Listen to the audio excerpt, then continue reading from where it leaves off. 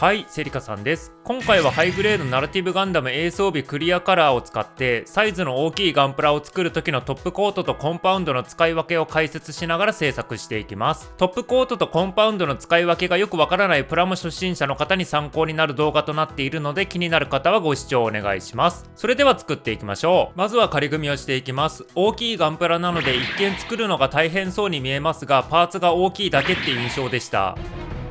パーツの量も多くないので、慣れた人なら普通の HG を組み立てるより少し時間がかかるぐらいで組み立てることができます。余談ですが、ナラティブ本体用と A 装備に取り付ける用のビームサーベルが付属しています。A 装備用のビームサーベルが端くらいのサイズで、初めて見た時は笑っちゃいました。仮組みを軽く見てみましょう。サイズは確かに大きいのですが、前方に飛び出してるサイコキャプチャーが長いので大きい印象があるって感じです。サイコキャプチャー以外の装備はナラティブ周辺についているので、割とまとまっている見た目となっています。サイズは 40cm×15cm×15cm ぐらいでした。さらにギミックでクロー部分が前に出るし、大型ビームサーベルも取り付けることができるのでさらに伸びます。飾る場合は広いスペースが必要になるので気をつけてください。コンパウンドは液体状のヤスリのようなもので、これでクリアパーツを磨くと光沢のある見た目にすることができます。使い方は粗め、細め、仕上げめの順番で使っていくので、最初に粗めのコンパウンドの中身を取り出します。あとはその状態でパーツを磨いていくだけです。コンパウンドの取り出す量はパーツの大きさによって変える必要がありますが、映像の量ぐらい出せば大丈夫です。磨いているとコンパウンドがなくなっていくので、ある程度綺麗になったら磨くのをやめます。磨き終わったら水で一度綺麗に洗い流します。モールドにコンパウンドが入っていることがあるため、柔らかめの歯ブラシで優しく洗うと綺麗にできます。洗った後は水分をしっかり拭き取って次のコンパウンドを使っていきます。あとは再目仕上げ目の順番で同じ作業を繰り返すだけです。時間はかかりますが、家の中でできる作業で匂いもほぼないので、家族やご近所に気にしないでパーツをきれいにできるのがメリットです。元のパーツと比べてみると光沢感が増してきれいになっています。正面から撮影用 LED ライトを当てていますが、左がぼやけているのに対して右は鏡のようにライトが映っています。このように結構見た目が変わるので、光沢感のある見た目にしたい場合にはおすすめです。次にプレミアムトップコートの光沢を使って同じ形のパーツに吹き付けていきます。スプレーなので外で作業する必要がありますが、吹き付けるだけなのでコンパウンドより短時間で光沢感を出すことができます。塗装ブースとかあれば家の中でできますが、初心者の方は持っていないと思うので、外での作業が基本となると思います。ここからはそれぞれのパーツを比較しながらコンパウンドとトップコートの使い分けについて解説します。コンパウンドは先ほどの通り綺麗な見た目となっていて、トップコートをやったパーツも光沢感が出て撮影用ライトを反射しています。そこまではいいのですが、トップコートのパーツは外で作業したのでホコリもついちゃっています。大きいパーツになればそれだけホコリがつきやすくなるので、ホコリがつかないように外でのトップコートは大変です。なので大きいパーツにはコンパウンドを使って、小さいパーツにはトップコートを使うなどの使い分けをするのがおすすめです。ホコリまみれになっても水性のトップコートならキッチン用マジックリンを使って綺麗に落とせます。映像のように綿棒に含ませて擦るなり、直接マジックリンにパーツを沈めるなどすればホコリと一緒に落ちてくれます。あとは水でマジックリンを落とせば元の状態に戻るので、コンパウンドで磨くなりもう一度トップコートをするなりしてください。ここからはアクリジョンのベースカラーで墨入れをした時にどのマジックリンが早く拭き取れるのかを実験していきます。マジックリンって色々な種類が販売されているので、プラモ初心者の場合はどれを買えばいいのかわからないと思うので、実際に実験していきます。墨入れ目的なら薄め液を使って塗料が伸びやすいようにした方がいいですが、今回は拭き取り実験なので原液のまま使ってみます。パーツのモールドに筆でわざとはみ出るように塗装します。本来はなるべくはみ出さないようになりますが、実験なのでわざと大きくはみ出して作業しています。この作業を4個のパーツにやったら各マジックリンで落としていきます。マジックリンはキッチン用、お風呂用、ガラス用、トイレ用を使いました。結論から先に言うとキッチン用が一番早く落とせました。他のマジックリンも塗料を落とすことはできますが、キッチン用と比べたら雲泥の差です。お風呂用はまだマシですが、ガラス用とトイレ用はキッチン用マジックリンで落とす時間にプラス2分かかるくらいな感じでした。墨入れ箇所が少ないならいいですが、多いとかなりの時間ロスになるので、キッチン用を使った方が一番効率がいい結果になりました。こちらの動画でも別の塗料で同じ実験をやっているので参考にしてください。実験ついでにクリアカラーガンプラに墨入れをしたらどんな見た目になるのかも気になると思うので、ほとんどのパーツにこの塗料で墨入れをしていきました。ベースカラーじゃなくても墨入れに使える塗料はたくさんあるので、いろいろ探してください。ここからは部分塗装をした箇所を紹介します。大型ブースターには赤いラインのシールを貼るのですが、せっかくのクリアガンプラなのでクリア系塗料を使って赤いラインラインを塗装していきます。貼ったシールを基準にしてマスキングをしていきます。これをしないと線の太さを一定にするのが難しいので、このような方法で作業しました。あとはピンセットなどを使ってマスキングが剥がれないようにシールを剥がします。塗装はエアブラシを使っていきます。クリア系塗料は重ね塗りをしないと発色しないので、好みの色になるまで塗装します。ただこのパーツの場合は全体をマスキングしているので発色具合がよくわからなかったです。なので5回ぐらい丁寧に重ね塗りをして終わらせました。1日ぐらい乾燥させたらマスキングを取ります。クリア系塗料なので透けた感じのまま赤いラインにすることができました。シールもいいのですが、透けた見た目を楽しみたいならクリア系塗料でも遊んでみてください。バーニア部分はガンダムマーカーのメッキシルバーで簡単に塗装します。マジックのようにペン先を当てて塗るだけなので、小さいパーツなら塗りムラとかほとんど気にしないで塗装できます。値段は高い商品ですが、その分簡単にメッキのような見た目にできるので、金額分の価値はあります。あまりガンプラを作らない人だと恩恵は少ないかもしれませんが、それなりに作る人なら持っていると便利です。関節など内部フレームはガンメタルで塗装しました。元のパーツはメタリックグレーっぽい見た目でこのままでもいいのですが、個人的にはガンメタルのような質感が好きなので変更しました。この色のパーツは関節以外にも使われているので、色変更すると組み立てた時に見た目の印象が変わります。ミサイルポット部分はガンメタルで塗装した後にメタリックレッドで塗装しました。マスキングするのが面倒だったので筆を使ってめちゃくちゃ慎重に作業しました。こういった作業の場合は下地に影響が出ない水性塗料とかでやった方が安全ですが、水性のメタリックレッドを持っていなかったので下地と同じラッカー塗料でやっちゃいました。少しははみ出しもありますが、どうせ細かい部分だし下手に修正して余計におかしいことになるのも嫌だったので終わりにしました。他にも色々と塗装していますが、大きく目立つような塗装はこれくらいとなります。あとはナラティブ本体にトップコートをして完成です。ナラティブは部位ごとに組み立てた状態でトップコートを吹き付けます。組み立てることで大きくなってしまいますが、それでも実験で使用したパーツよりかは小さいです。普通の HG サイズのガンプラならほとんどトップコートで事足りますが、もちろんコンパウンドを使っても大丈夫です。それぞれ作業環境や目的に合った道具を使ってください。トップコートが完成したら組み立てて完成です。それでは完成品を見てみましょう。